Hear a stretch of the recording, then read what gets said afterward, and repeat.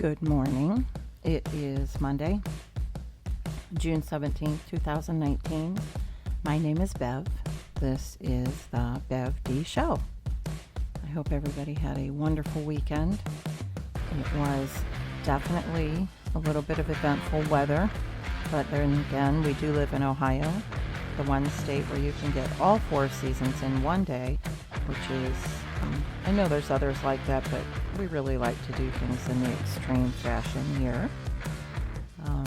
It was turned out to be a very nice Sunday, very breezy. The sun fought her way through those clouds and rain and decided to come out and make it a nice day for us. But here we are again. It's Monday. So good morning. And I hope your morning is getting off to a good start. For those of you that this is what is considered the beginning of a work week. In lieu of the whole Father's Day thing and everything, all of us have different situations. Some, maybe your parents are divorced, or some, maybe your father has passed away, or maybe your mom had to take on double duty and you've never known your father. But in spite of all of that, there is somebody somewhere that partnered up and brought you here to this earth. And so when my dad passed away many years ago, I was 21. And I was just getting into my adulthood, and we were just really starting to be able to talk as human beings to one another rather than the scholarly teaching leader, father, amazing person that he was. I was still learning from him, don't misunderstand, but it was in a different way, and I could share with him things that, on a different level where it just begins to happen, where you blossom into some sort of an adult, although I was still living at home. But I was a hard-working girl. I always have had a job and always worked very hard. And at that time, 21, I was having, no shortage of good times because I had quite a fun little group of friends that I ran with, and we went to this place often. Excuse me. It was those were disco days, if you will, and we used to go to this place called the Big Apple, and it was just really quite an event. I mean, they really did a nice job with the lighting and the dance floor and, drinks. Although we were a bunch of stick-thin beer-drinking girls, if we did decide to get a drink, it was fun. There was the game room and everything. It was just a blast. It was a huge place, and it really was. I feel very lucky that I got to experience that. Disco was very short-lived, but boy, we had a good time. Anyhow, we're from northeastern Ohio, and we used to cart back and forth between Kent and Akron and Cuyahoga Falls, and we had a good time. And so my dad, I think he saw that, and so he was always trying to, kind of reel me back in, or tried really hard to say I wasn't going somewhere when I went anyway, and that's what you do. That's just part of it. And now my daughters, they all moved out right away and went to college. But when you're not in college and you're not away from home at that age, whether you're in the service or whatever, you're just starting out. If you're lucky, you have an apartment. I feel lucky that I didn't. I feel very lucky that I had those couple extra years with my dad, kind of going through the hard knocks of really what he was all about.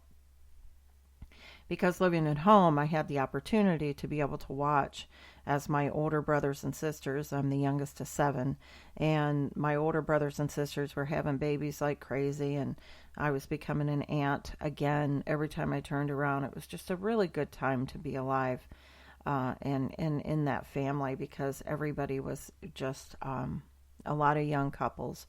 Our family was our family. I mean, we had hundreds of cousins and all of this everywhere, but boy, we were, 6 kids, 5 kids of them, that were having babies. It was a lot of fun. But I got to watch him be a grandpa. And it was different. And I knew it. And I could feel it and I could sense it. And I just loved watching him just, play with the kids and kind of imagine him kind of playing that way when I was a little girl. Because I had a very special upbringing because of all of my older brothers and sisters. But, my mom, she was working her ass off, just keeping it all together. And she was the quintessential. She was home. She cooked. She cleaned. She baked. She made our clothes. She stitched up and made things last longer than they should have. And so she was a beautiful seamstress, cook, baker, and just a really wonderful, beautiful woman with good friends and family. And there, of course, I'm talking about when I was growing up, it was the 60s. So certainly there wasn't any cell phones. So my mom would do her work in the morning, get things in the house straight away. And then she would sit down with a cup of coffee and a cigarette and talk on the phone with her very best friend, sometimes for an hour. I mean, I honestly, my mom, I now know where my love of talking on the phone came from. And that is what I love to do and what I do for a living. But my mom, she was a talker. And people also in those days would show up at the door and then they would come in and they would sit down with my mom and have coffee. And Saturday mornings, my mom and dad would put on a pot of coffee and my aunts and uncles would come over in the morning. And sometimes that's how my Saturday mornings started off. So my dad was hilarious. My mom as well, just great people. And I know one thing, I know they were going through hell trying to raise all of us and make it work. But somehow we ended up having one hell of a good time. And I just, when your dad isn't here anymore and you think you've grown up and out of it, out of missing them, and you see, everybody's talking about it. They're taking their dad to lunch, or they're this or that or the other. Look, I get it. I understand perspective. I know I'm alive and happy and well, but I sure would like another opportunity to bring my dad his slippers, or bring him a cup of coffee, or make sure that, I was a part of, maybe now that I'm a grown person, that I was a part of making him his favorite meal. So I wanted to talk a little bit about that. And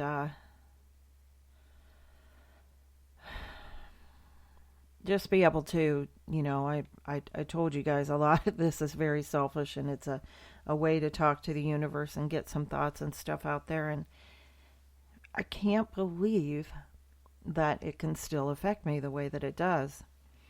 So, anyhow, I wanted to do a little tribute to dads, and say good morning to you if you're a father, and be sure to wish you a belated Father's Day this day and every day. For the moms who are doing double duty and have been, I understand, and I wish you a happy, we'll call it a leader day, Father Day, leader day. It's funny, not funny, haha, but it's odd. We use that word, don't we? Couple of things. We watched Rocket Man, and coupled with that, a few days later, we watched this documentary on the Eagles. And if there's any truth to Rocket Man, I was blown away, because I didn't know things were that detrimental in Elton John's life. And I was just loving. I have every record. I'm obsessed. I'm not alone. That's why he is who he is. I just absolutely could not believe what was happening to my ears every time. Any song, you're like, because I had albums, and you're like, okay, I'll skip this one. Not one song. You let his albums do their thing and sing their way through and tell their story, and absolutely, completely obsessed with him. I just thought he was amazing. I couldn't believe it. And then, we watched this documentary the other night on the Eagles, and again, just shocking. They're just putting out this amazing music, and you just think, and I did, at least I did, because I was a teenager and moving on into my early 20s and such, and my brother Tom was just absolutely obsessed with them. And here, there was all this trouble.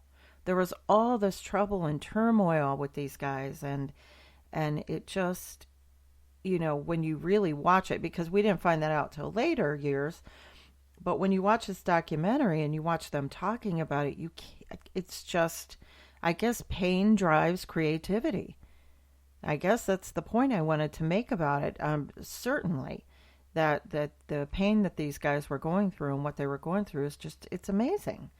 And so I guess it's a little bit of that things aren't quite what they seem.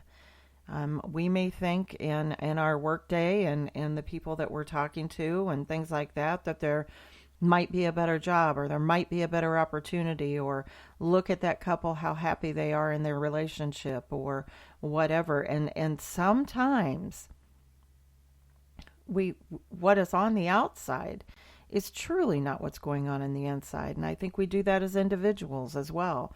We push through and we persevere and we get through those situations. But certainly, a lot of times it's not what it is on the outside. And so I'm going to do a reset today. I always talk to you guys about pressing reset and restart, and really do some thought process, starting with my who, what, where, when, why, and how, and question myself out of some of these things I've been thinking about, because and making sure of what I'm thinking as far as career or others, or it's just, you really get in this situation where you can let your mind play games on you. And here we were buying their records, doing all this, and every time there's a documentary, isn't it amazing? I find it truly amazing as to really what was going on in these people's lives. And so I'm fascinated because they are able to open up at this point.